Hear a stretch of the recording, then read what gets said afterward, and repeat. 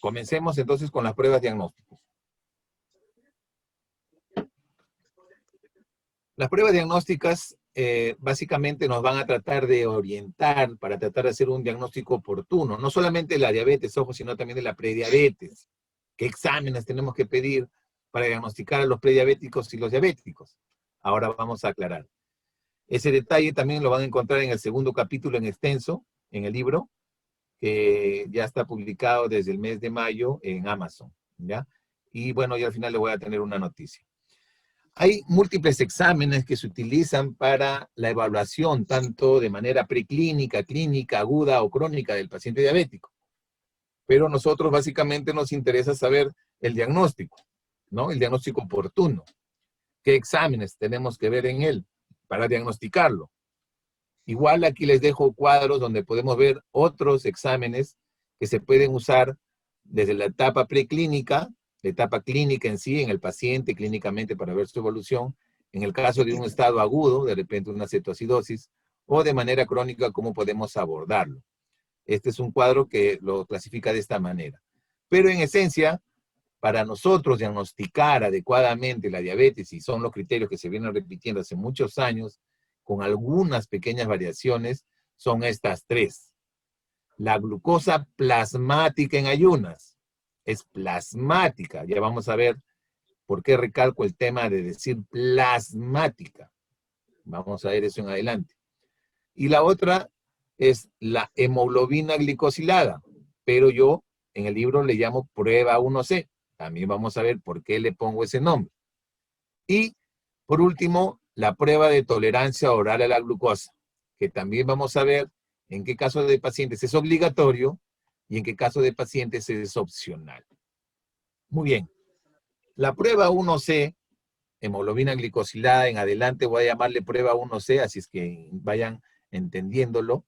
La prueba 1C o hemoglobina glicosilada, la glucosa plasmática en ayunas, plasmática en ayunas, y la glucosa después de un test de tolerancia, una prueba de tolerancia, son las pruebas apropiadas para el diagnóstico. Ojo que el comportamiento de estas no es similar en las personas. Es decir, el comportamiento de estas tres pruebas en todos los pacientes no es idéntico.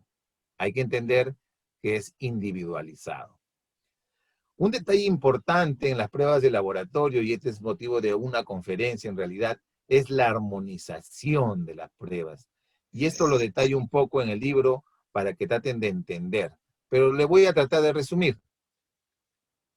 Cuando hablamos de pruebas armonizadas, significa que independientemente del laboratorio clínico, independientemente del establecimiento de salud, independientemente de la región en el cual lo haga, independientemente del país donde esté procesando esta prueba, voy a poder comparar los resultados de esos pacientes. ¿Por qué? Porque usan un mismo calibrador. Es decir, los dispositivos in vitro, las pruebas de laboratorio, utilizan un mismo calibrador. Esto es importante entenderlo porque cuando a veces queremos interpretar guías de práctica clínica, y eso, bueno, lo vemos mal los médicos, pensamos que los algoritmos que se ponen o puntos de corte son aplicables universalmente, y ese es un gran error, porque la primera pregunta que tenemos que hacernos es, ¿qué calibrador utilizó ese estudio para establecer los algoritmos en esas guías de práctica clínica? Y preguntar a mi laboratorio si tiene ese test, ese calibrador, ¿no? Eso es importante porque a veces se pueden tomar decisiones de algoritmos o puntos de corte erróneos, porque para empezar no tienen la misma unidad de medida, por ejemplo. Cuando en el mundo se utilizan un mismo calibrador para algunas pruebas y nosotros podemos compararlas las mismas, es cuando decimos que son pruebas armonizadas. Afortunadamente la glucosa y la prueba 1C, o la hemoglobina glicosilada, ya no voy a repetirlo, son pruebas armonizadas. Es decir, se ha podido consensuar en el mundo qué calibrador deben de usar. Afortunadamente. Eso, por ejemplo, no va a pasar cuando yo vea en mi próximo curso el tema de las dislipidemias o del perfil lipídico para el uso en la evaluación del riesgo cardiovascular. Lamentablemente ahí hay algunas dificultades. Entonces hay otros test que se usan mucho, que no están armonizados, como por ejemplo el TSH, PSA, etcétera, etcétera, etcétera. Muy bien, entonces, ¿cuál es la diferencia en que los test no armonizados, que pueden ser realizados por diferentes laboratorios con diferentes calibradores, pueden generar resultados inciertos? Miren, es que en 3 laboratorios que usan un mismo calibrador, es decir, armonizan el test, pueden permitir tener los mejores resultados para los pacientes, es decir, armonizados. Esto también va de la mano con el uso de guías de práctica clínica. En el caso de la diabetes, afortunadamente contamos con la armonización de sus tests. Muy bien, entonces vamos a hablar ahora un poco de la glucosa plasmática en ayunas, que es lo que me interesa. Repito, plasmática. En el pasado se hacían test que utilizaban, digamos, diferentes pasos o diferentes sustratos que generaban a veces errores en su interpretación. Hoy en día esto ha cambiado mucho, como les he mencionado, se ha luchado por la armonización, de tal manera que hoy en día básicamente son 2 métodos que se utilizan en laboratorio, que es hexoquinasa y oxidasa. Aquí, por ejemplo, en un estudio realizado en los Estados Unidos, ahí participan mucho en encuestas realizadas por el Colegio Americano de Patólogos, que es el CAP. Acá, por ejemplo, una participación de más de 5.000 laboratorios, y veían que, en general, la mayoría de ellos era hexoquinasa, ¿no? Casi 67% utilizaba hexoquinasa, mientras que oxidasa un 17%. Pero cuando ya, este es un dato que lo vemos en laboratorio, digamos, tenían un desempeño analítico importante.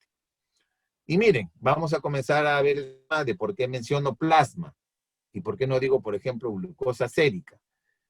Quizás los profesionales de laboratorio entendemos eso, pero aquí, por ejemplo, en el curso hay profesionales o médicos que no necesariamente están involucrados y conocen estos conceptos, pero acá sí los traigo.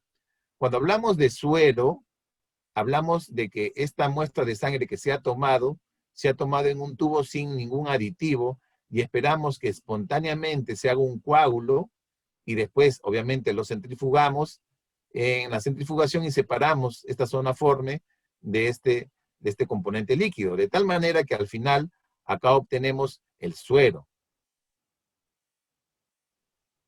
¿Cuánto tiempo nos demoramos desde que teníamos el tubito que habíamos tomado hasta centrifugarlo? Esa es la primera pregunta.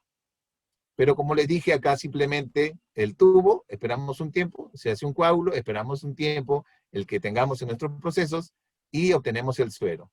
Pero cuando hablo de plasma, yo no hago de que espero que se forme que se haga la coagulación en la muestra, sino le agrego un anticoagulante a este tubito, es decir, le agrego un aditivo que es un anticoagulante. Al agregar un anticoagulante, hago de que rápidamente yo pueda centrifugar y separar el plasma. Esto, por ejemplo, es importante entenderlo ahora con la pandemia, porque cuando utilizan sangre del dedito, están usando sangre total. Pero yo quiero buscar anticuerpos, y los anticuerpos en el suero o en el plasma. ¿Dónde voy a tener más concentración y menos interferentes? Obviamente en el sueroplasma. Por eso es mucho mejor que me hagan las pruebas cualitativas hoy en día que se usan mucho en estas muestras. De la misma forma, en el caso de la diabetes, para diagnosticarlo, claramente la guía especifica que sea plasma y no dice suero. La primera pregunta que tendrían que hacer, en este caso, los médicos tratantes o los profesionales de laboratorio deben de saber qué muestra utilizan. Y les aseguro que la mayoría utiliza suero. Entonces, si queremos hacer un buen diagnóstico, porque ese es el objetivo, diagnosticar prediabéticos, diagnosticar diabéticos, debemos usar plasma. ¿Y por qué? ¿Por qué? Porque en el plasma la concentración de glucosa es 10% más que en el suero. Es decir, para fines de laboratorio, eleva la sensibilidad de la prueba. Yo hago silencio a micros, eleva la sensibilidad de la prueba. Lo eleva. Es diferente que yo tenga un valor, por ejemplo, si está en el límite diagnóstico, si uso plasma o suero. Y ese ensayo lo pueden ver en laboratorio. Entonces la primera pregunta es, ¿estoy usando plasma? Entonces el plasma es el que se recomienda para el diagnóstico de la diabetes. Igual, para la glucosa plasmática en ayunas o por la glucosa, después de hacer un test de tolerancia, una prueba de tolerancia. Es el plasma, el sustrato que debo de usar, el insumo. Si yo tomo los tubitos clásicos rojos que no tienen anticoagulante y voy a empezar mi toma de muestra en laboratorio 6 de la mañana, 6:30, y lo voy a centrifugar, por ejemplo, 2 horas o 3 horas después, miren, 5 a 7% de la glucosa se va consumiendo, se va disminuyendo en promedio por hora 5 a 10 miligramos por decilitro. ¿Por qué? Porque las células van a consumir la glucosa del tubito, producen la glucólisis. Como hemos visto, las células necesitan glucosa. Si en un tubito, en este tubito yo tengo aquí mi glucosa, estas células van a comenzar a consumirla.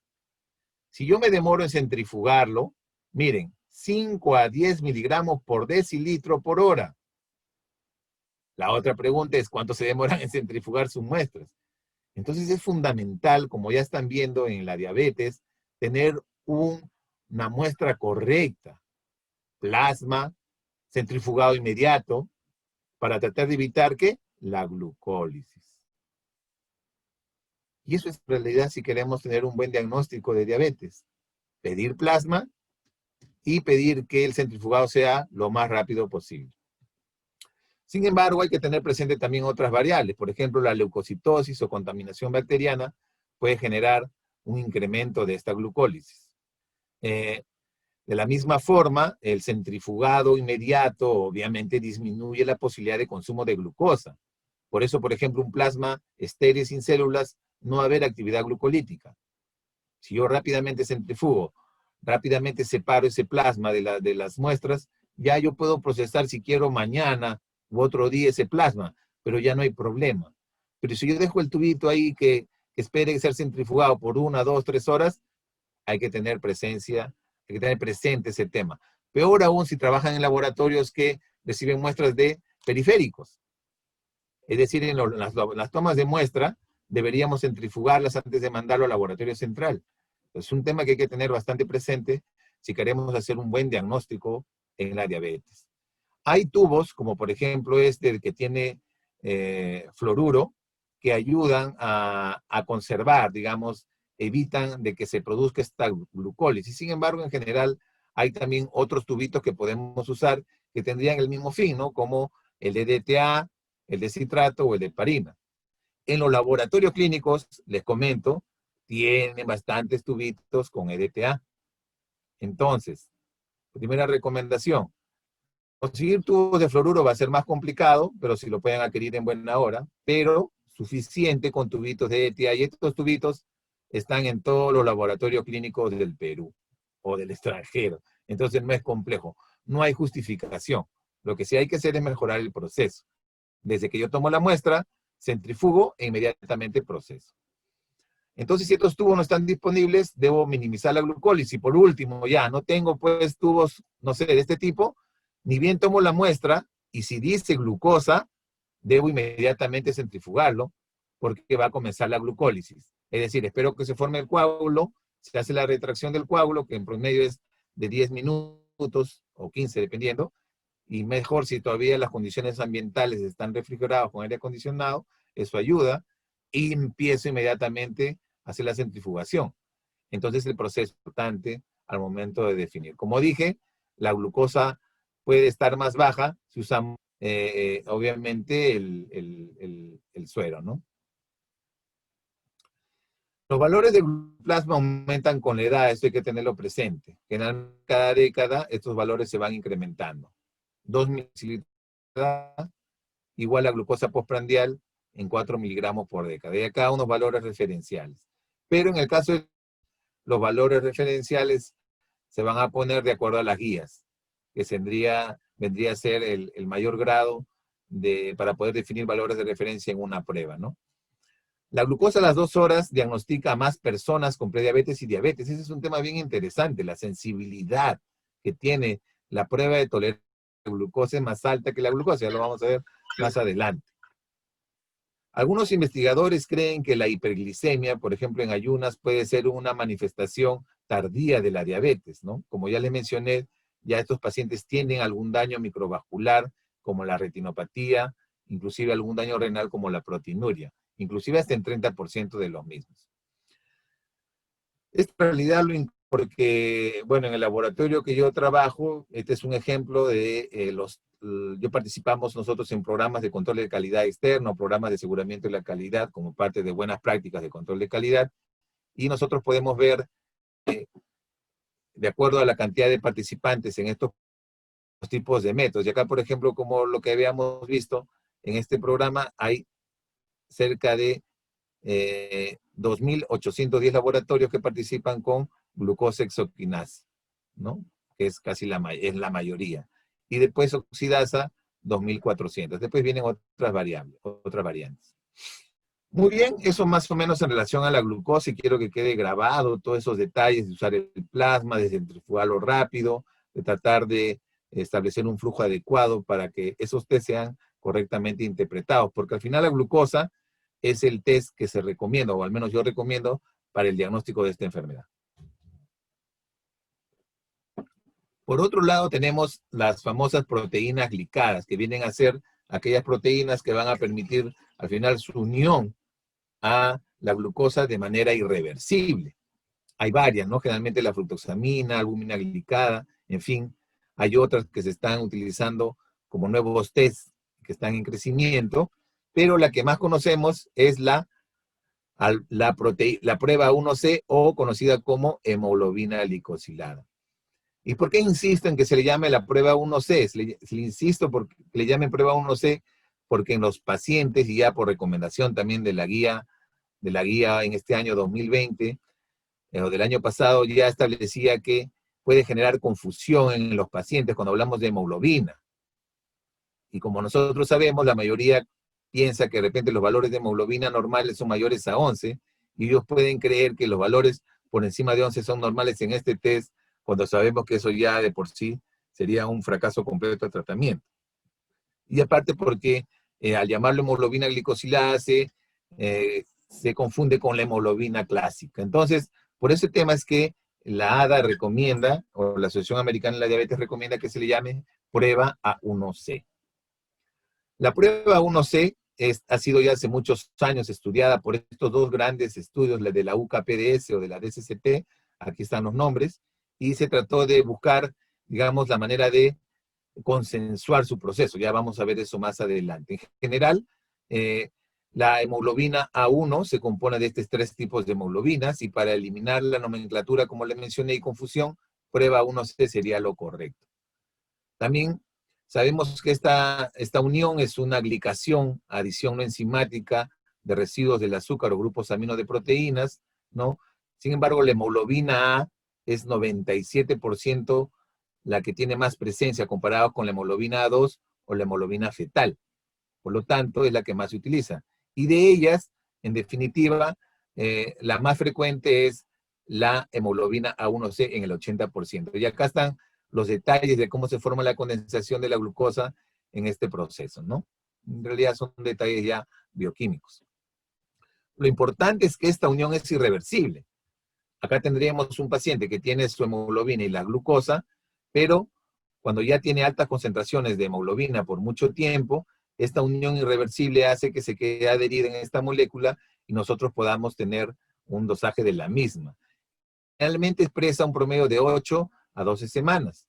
Por eso es que nos ayudan a interpretar el pasado del paciente cuando estamos evaluando su control. Y ojo, este examen debe ser usado únicamente, en mi opinión, para el control del tratamiento, para el monitoreo de la enfermedad. ¿Por qué? Ya a ver más adelante. En líneas generales, el promedio de los últimos 2 a 4 meses son reflejados por este test, pero el 50% de su valor reflejaría lo que pasó en el último mes, por decirlo así, ¿no? En el mes anterior, el 50% de su concentración estaría relacionando cómo estuvo ese paciente controlando su diabetes en el mes anterior.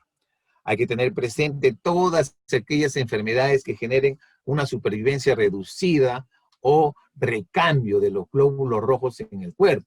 Y miren que son innumerables esas enfermedades y que son frecuentes, inclusive en pacientes. Entonces hay que tenerlo presente, ¿no? Las anemias hemolíticas, por ejemplo, en fin.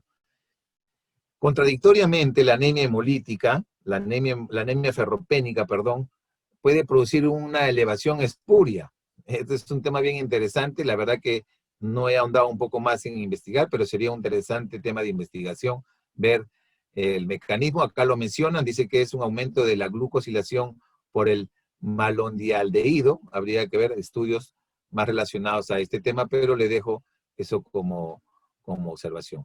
Entonces, como le dije, diferentes enfermedades donde el recambio de glóbulos rojos esté incrementado, como por ejemplo el embarazo, anemias falciformes, hemodiálisis, pérdidas recientes de sangre y con transfusiones, tratamiento con eritropoyetina en pacientes con enfermedad renal crónica o pacientes que están con estimulantes de las células sanguíneas, por ejemplo, por cánceres, etcétera, no se debe considerar la hemoglobina glicosilada para el control de esa enfermedad, sino solamente la glucosa si quiere utilizar para el diagnóstico, ¿ya? Hay que tener presente. Por eso es importante el test que utilizamos para detectar esta enfermedad en base al monitoreo. La industria diagnóstica ha hecho todo su esfuerzo, obviamente, para tratar de disminuir el impacto de las interferencias, ¿no? Ellos cada vez están fortaleciendo mejor su desempeño analítico, los interferentes, que son los principales dolores de cabeza cuando tratamos a veces de interpretar en algunos pacientes. Es importante entender también que las hemoglobinopatías son una de las principales causas de discrepancia de estos test. Por eso es bueno que cuando encuentren valores anormales hablen con su proveedor del test para que pueda procesarlo de repente en otros equipos por otro método para ver el dosaje verdadero, ¿no? Ahí es donde algunas metodologías demuestran tener mayor ventaja a otra en relación a esto. Y como les dije, hace muchos años ya se ha establecido un programa que busca justo lo que les mencioné, el tema de la armonización de los test. El hecho de tener una armonización de las pruebas. Es decir, tratar de bajar con el mismo calibrador. Y eso ya se usa hace muchos años por el DSCT cuando comenzó a realizar sus primeros estudios, ¿no? Aquí les dejo la página, ustedes puedan revisar. Es una página muy interesante que ha permitido, digamos, estandarizar tanto para la zona europea como la zona asiática y la zona americana el uso de esta metodología. Esta institución nació, por decirlo así, en el año 1996 a demanda de instituciones importantes en el mundo de la medicina de laboratorio, como la Asociación Americana de Química Clínica o la Federación Internacional de Química Clínica en Europa, y comenzaron a generar un programa para estandarizar, para usar un solo calibrador para poder monitorizar adecuadamente esta enfermedad. Y por ejemplo, acá le doy una encuesta del CAP 2020, esto lo pueden descargar desde esta página, y aquí vemos, por ejemplo, el comportamiento de las diferentes metodologías y cómo estos de repente que están con cuadraditos grises no han aprobado el desempeño considerado para el comportamiento en relación a esta evaluación. Entonces aquí ustedes pueden ver los test que utilizan, indirectamente pueden saber si sus laboratorios está con alguno de ellos que tiene, por decirle así, un rojo en su desempeño anual.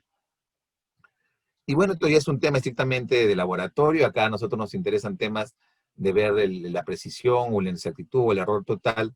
Aquí les dejo un artículo que lo pueden encontrar para que vean un poco más cómo el comportamiento de los test en general no van de la mano con el desempeño óptimo deseado de la perspectiva de evaluación de error total.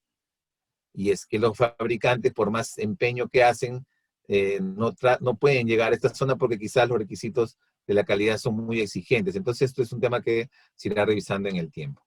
Un tema importantísimo que quiero destacar aquí es el hecho de que uno puede tener un promedio de los valores de glucosa cuando tenemos un valor de hemoglobina glicosilada. ¿Qué significa?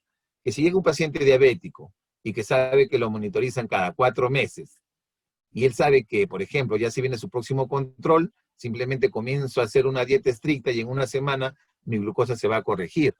Pero sin embargo, 4 meses antes estuve con valores muy altos. Entonces, cuando hacemos la hemoglobina glicosilada o la prueba 1C, sale un valor, por decirle, de 12%.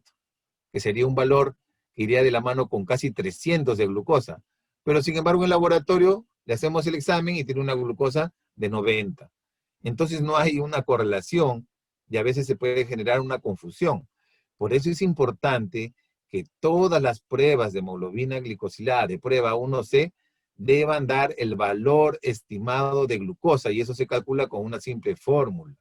Por decirle, una hemoglobina, una prueba 1C de 10 puede tener en promedio 280 o 240 de glucosa, con un rango de 193 a 282. Y así, literalmente, debería salir el resultado, para que el médico tratante pueda ver cómo se está comportando la glucosa del paciente y de repente identificar son esos pacientes que se preparan antes del examen, pero sin embargo todo el mes están alterados.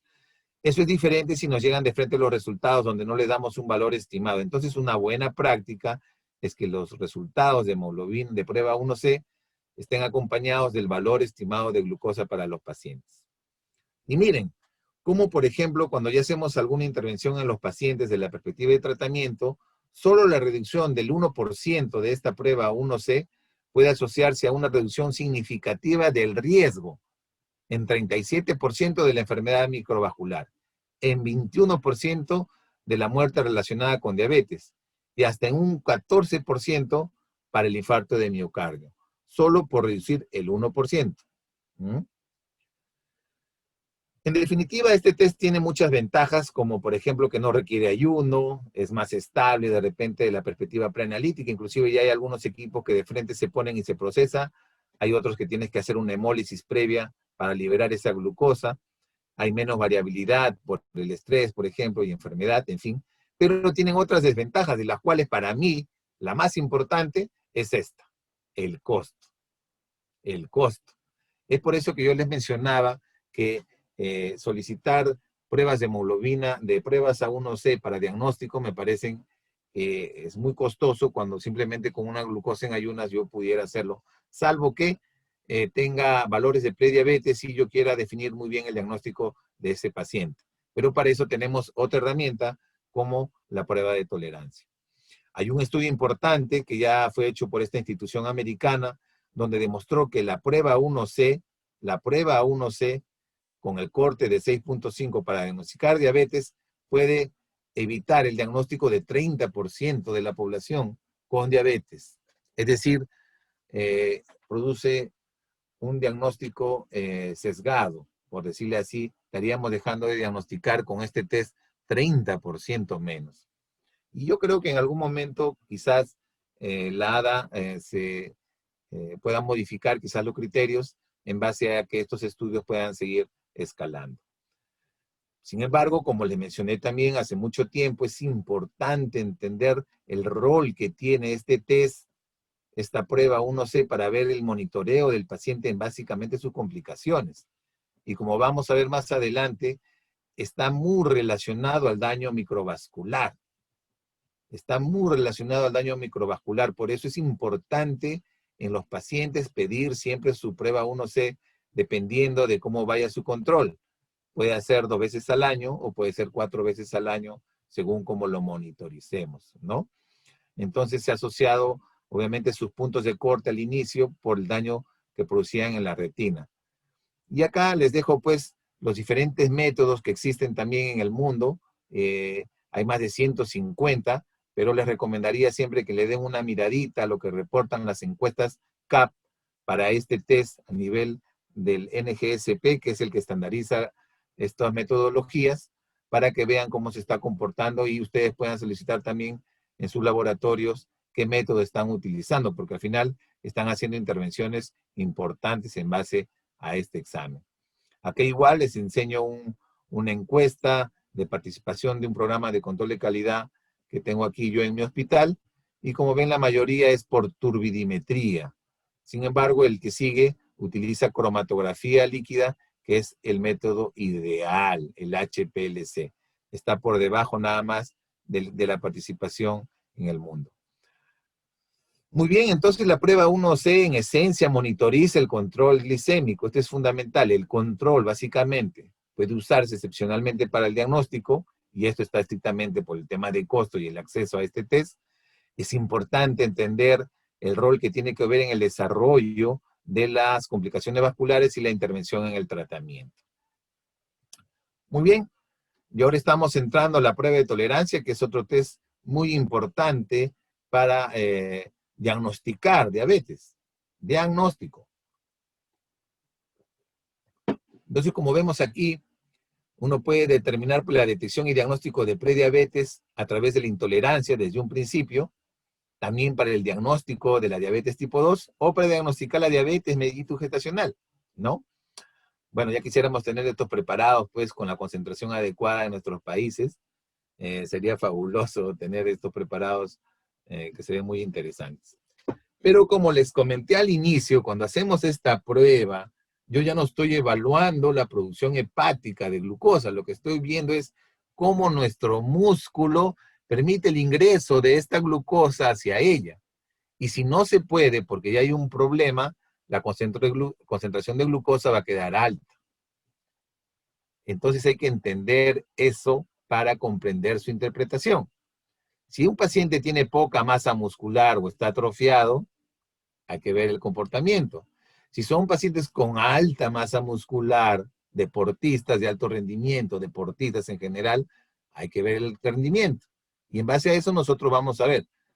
Y así se generan pues N consulta. Por ejemplo, paciente que regresó, le hicieron una glucosa inicial de 120 y le hacen el test y sale de repente 60 a las 2 horas. ¿Qué pasó? Está mal, no, imposible, debe ser más. No están interpretando adecuadamente. Y eso pasa mucho, por ejemplo, con pacientes que no son obesos y hacen actividad física con frecuencia. Entonces, es importante entender este test al momento de utilizarlo dentro del arsenal diagnóstico, ¿no? Y acá, pues, por ejemplo, vemos un paciente normal, cómo se comporta, y esto va de la mano con el umbral de eliminación de glucosa, también por la orina. Esto es interesante. Como les dije, un paciente que tiene un valor alterado en ayunas, un paciente prediabético, es un paciente que tiene valores entre 100 y 125, son los que deben hacerse este test, es el paciente ideal. Es obligatorio en las gestantes, ya lo vamos a ver también eso adelante. Pero en líneas generales, con este test, yo puedo diagnosticar más diabéticos que con la glucosa, y estoy hablando de pacientes que están con riesgo de diabetes, especialmente prediabéticos.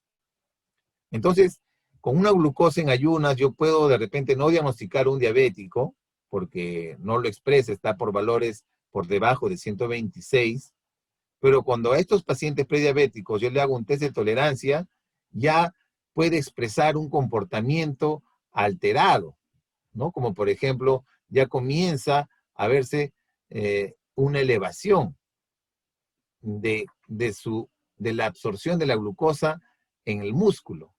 Por lo tanto, va a estar más elevado en sangre, ¿no? Por eso es que dicen que este test, por ejemplo, tiene una sensibilidad del 81 hasta el 93%, comparado con la glucosa sola, que va del 45 al 54.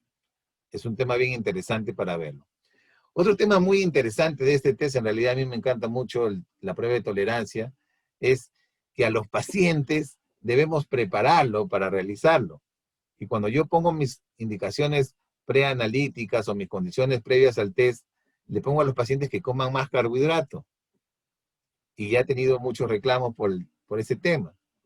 Pero lo que no están entendiendo es el mecanismo fisiopatológico para su interpretación. Por eso es que es importante la preparación del paciente. ¿Cuánto tiempo va a durar la prueba? Ingesta previa de carbohidratos, medicamentos. Este también es un tema interesante. ¿Qué medicamentos pueden generar previamente ya un valor alterado de la glucosa? Traumatismos, en fin. El tiempo de administración y la prueba son algunos de los factores que pueden influir en la misma. Entonces, suspender medicamentos siempre de la mano del médico tratante es fundamental. 3 días sin restricciones previos, al menos 150 gramos de carbohidratos por día, con un ayuno promedio de 8 a 12 horas, es lo importante. Y lo más importante, miren, pacientes ambulatorios. No se debe hacer jamás una prueba de tolerancia a un paciente hospitalizado, por Dios. A veces lo solicitan, y sé que algunos hospitales lo hacen, y no debería ser así. No debe hacerse una prueba de tolerancia a pacientes hospitalizados, ni con condiciones agudas. Los pacientes deben estar estables, de manera ambulatoria. Muy bien. Un tema importante también es ver la dosis que se le da de glucosa anhidra, porque como ustedes saben es el insumo que se necesita para hacer una prueba de tolerancia, ¿no? Y ese es el promedio para usar en niños. En definitiva, como máximo hasta 75, que casi va por un promedio de 40 kilos. Y después se da a beber la glucosa anhidra. Acá, bueno, tenemos 3 hermosas presentaciones de la glucosa. La de 50 y 100 que se utiliza en diabetes mellitus gestacional y la clásica de 75, que también puede usarse en pacientes con diabetes mellitus gestacional. Acá, obviamente, con sabores más sabrosos. Pero también es un tema interesante explorar la glucosa anhidra que se utiliza. En el caso de nuestro país hay una norma sanitaria aplicable a los azúcares y jarabes.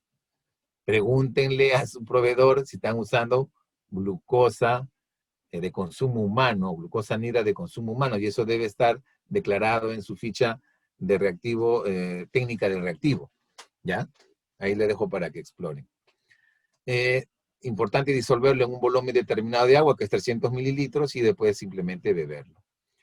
Entonces, este examen en líneas generales debe solicitarse a pacientes prediabéticos, es decir, pacientes que tienen una glucosa entre 100 y 125, nada más. Si un paciente tiene una glucosa mayor a 126 o igual, solamente le repito la glucosa, ¿para qué lo voy a someter a un test de tolerancia? Ya vamos a ver eso más adelante. Y algunos dirán de repente si tiene una glucosa normal puede hacerlo, por supuesto que puede hacerlo si tiene factores de riesgo, obesidad, antecedentes familiares, etc.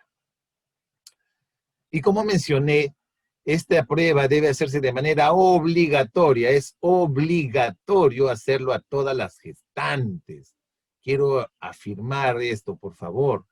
Todas las gestantes en sus laboratorios clínicos, en sus hospitales, deben de hacerse entre las 24 y 28 semanas la prueba de tolerancia. Es el único caso en que esta prueba es obligatoria. Obligatoria. Yo los invito a todos los médicos que me están escuchando, si son ginecólogos, a que establezcan de manera obligatoria la prueba de tolerancia en sus establecimientos de salud para evitar tener problemas en los recién nacidos con macrosomía, por ejemplo, u otras alteraciones congénitas que pueda acarrear esta enfermedad en ellos. Muy bien. Un tema importante es el rol de los test en la adherencia y autocuidado. Como pueden ver, hay algunas intervenciones que son sustanciales y que van a depender mucho del paciente, como habrán otras que, por ejemplo, no se van a poder modificar, como los problemas genéticos. Pero en líneas generales, un paciente bien controlado, un paciente que es consciente de su enfermedad, un paciente que asume su compromiso, va a tener menos posibilidades de tener complicaciones crónicas. La expectativa, por ejemplo, va a ser larga si un paciente se cuida. Las comorbilidades van a estar ausentes, ¿no? Esto pasa obviamente en el inicio con un diagnóstico reciente. Las probabilidades de tener hipoglicemia van a ser bajas, complicaciones vasculares ausentes, el paciente va a estar más motivado. Y esto se relaciona directamente, lo mismo que hemos visto aquí, a valores de hemoglobina de prueba A1C. Y miren, 7. Y nunca se olviden 7. 7 días de la semana, 7 vidas tiene el gato, en fin, 7. 7 para abajo, siempre un diabético. 7 para arriba, lamentablemente va a tener complicaciones en adelante. Yo en lo personal creo que el reporte de valores de prueba 1C por encima de 7 deben ser notificadas como parte de una buena práctica de reportes de valores críticos. Deben de incluirse. Todos dirán, pero doctor, crítico es riesgo de muerte. Sí. Paciente con cetoacidosis es un riesgo de muerte. Aquellos que estén por encima de 250 miligramos por decilitro, hay que tenerlo presente dentro de sus valores que reporten. Entonces, 7 es el punto y corte. Y miren, lamentablemente esto no sucede. 63% de las personas con diabetes tienen un nivel de la prueba mayor a 7. Es decir, 37% de los diabéticos pueden estar bien controlados y 6 no. De 10, 6 bien controlados, 6 mal controlados, 4 bien controlados. Y este porcentaje va disminuyendo, pero los niveles de hemoglobina de prueba 1 se van a hacer tan altos que las complicaciones, lamentablemente, van a ser más dañinas en los pacientes. Muy bien,